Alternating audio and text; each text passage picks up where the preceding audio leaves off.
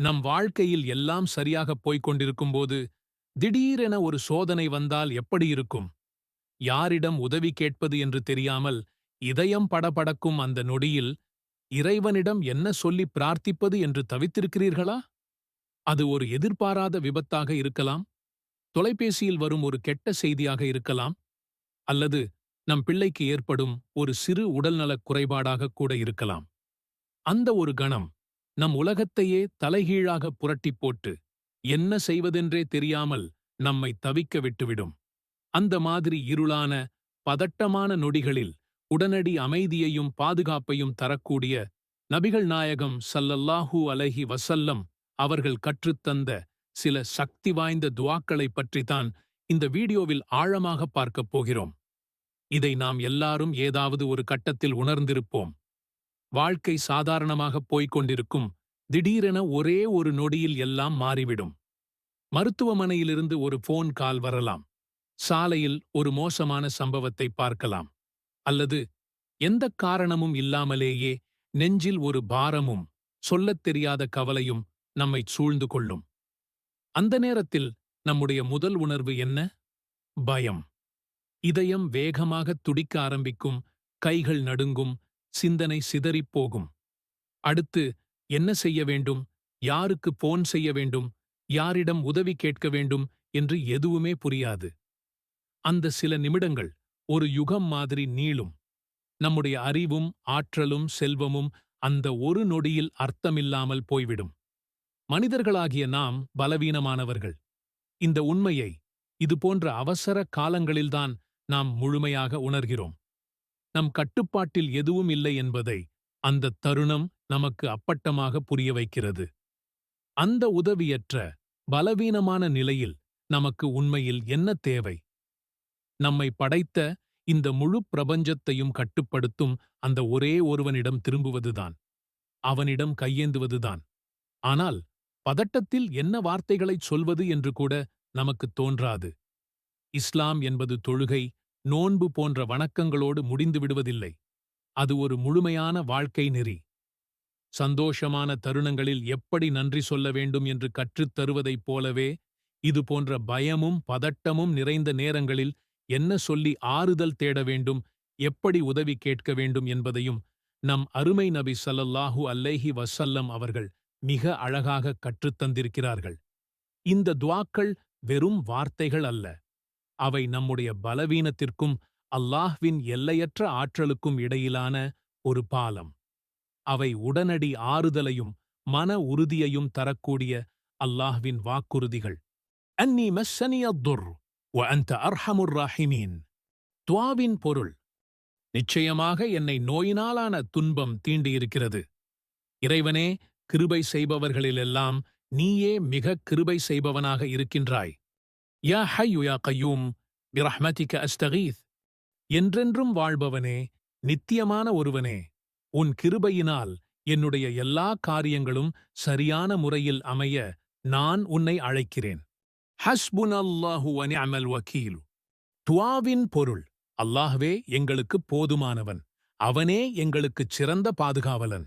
இது ஒரு நிரந்தரமான, அனைவருக்கும் பொதுவான துஆவாகும். இருப்பினும் சில நேரங்களில் துஆக்கள் அதிகம் அங்கீகரிக்கப்படும் என்று நபி ஸல்லல்லாஹு அலைஹி வஸல்லம் அவர்கள் நமக்கு கற்றுத்தந்துள்ளார்கள். அந்த நேரங்களில் இந்த துஆவை ஓதுவது கூடுதல் நன்மை பயக்கும். தொழுகைக்குப் பின் ஒவ்வொரு பர்லு கட்டாய தொழுகைக்குப் பிறகும் துஆக்கள் அங்கீகரிக்கப்படும் வாய்ப்பு அதிகம். அப்போது இந்த துஆவை ஓதலாம். சுஜூதில் இருக்கும்போது, தொழுகையில் சஜ்தாவில் இருக்கும்போது நாம் அல்லாஹ்வுக்கு மிக நெருக்கமாக இருக்கிறோம். அந்த நேரத்தில் இந்த துஆவை ஓதுவது சிறந்தது. பாங்குக்கும் இகாமத்துக்கும் இடைப்பட்ட நேரம் துஆக்கள் அங்கீகரிக்கப்படும் நேரங்களில் ஒன்றாகும்.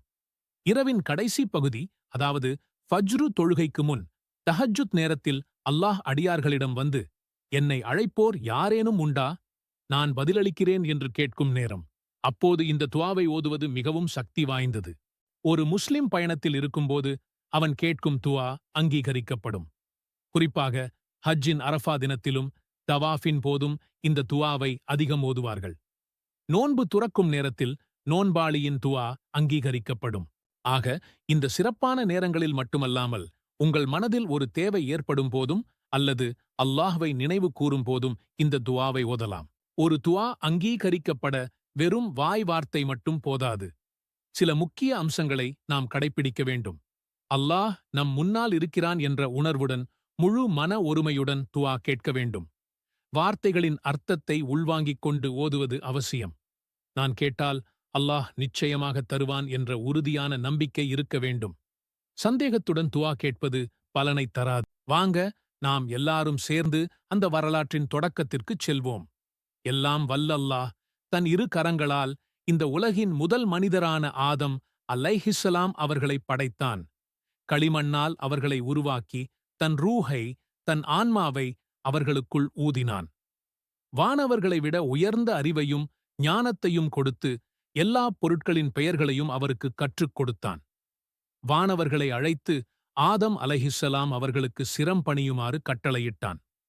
அந்த அளவிற்கு அல்லாஹ் ஆதம் அலைஹிஸ்ஸலாம் அவர்களை கண்ணியப்படுத்தினான். ஆதம் அலைஹிஸ்ஸலாம் அவர்கள் தனிமையில் இருக்கக்கூடாது என்பதற்காக அவர்களிலிருந்தே அன்னை ஹவ்வா அலைஹிஸ்ஸலாம் அவர்களையும் படைத்து இருவரையும் சுவனத்தில், அதாவது சொர்க்கத்தில் வாழ வைத்தான்.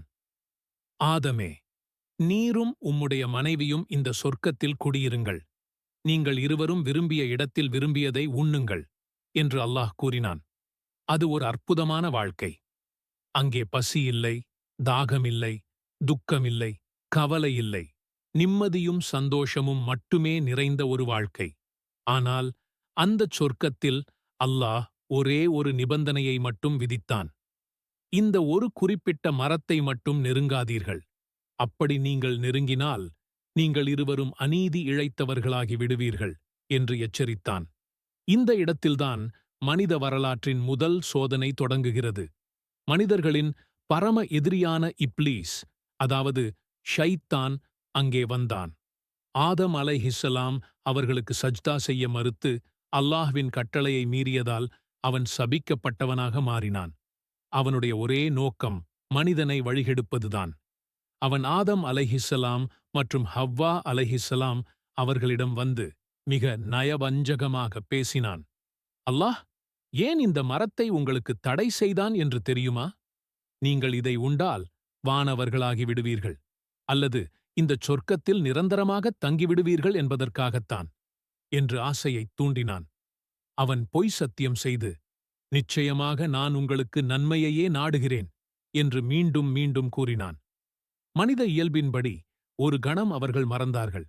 ஷைத்தானின் தொடர்ச்சியான சூழ்ச்சிப் பேச்சில் அவர்கள் மயங்கி அந்த தடுக்கப்பட்ட கனியை உண்டே விட்டார்கள். அவர்கள் அதை உண்ட மறுகணமே அவர்கள் அதுவரை அணிந்திருந்த சொர்க்கத்தின் ஆடைகள் அவர்களை விட்டும் நீங்கின. அவர்கள் வெட்கத்தால் இலைத்தழைகளைக் கொண்டு தங்களை மறைக்கத் தொடங்கினார்கள். அப்போதுதான் அவர்கள் உணர்ந்தார்கள், தாங்கள் எவ்வளவு பெரிய தவறு செய்துவிட்டோம் என்று. அல்லாஹ்வின் கட்டளையை மீறிவிட்டோம் என்ற அந்த குற்ற உணர்ச்சி அவர்களைச் சூழ்ந்தது. அது ஒரு சாதாரண தவறு அல்ல. அது முதல் மனிதன், முதல் நபி, அல்லாஹுவால் கண்ணியப்படுத்தப்பட்ட ஆதம் அலைஹிஸ்ஸலாம் அவர்கள் செய்த தவறு. அந்த தவறுக்கு பரிகாரமாக அவர்கள் இருவரும் சொர்க்கத்திலிருந்து வெளியேற்றப்பட்டு பூமிக்கு அனுப்பப்பட்டார்கள். அதுவரை இருந்த நிம்மதியான வாழ்க்கை முடிவுக்கு வந்தது. இப்போது பூமியில் அவர்களின் புதிய வாழ்க்கை ஒரு சோதனையாக, ஒரு பரீட்சையாக தொடங்கியது.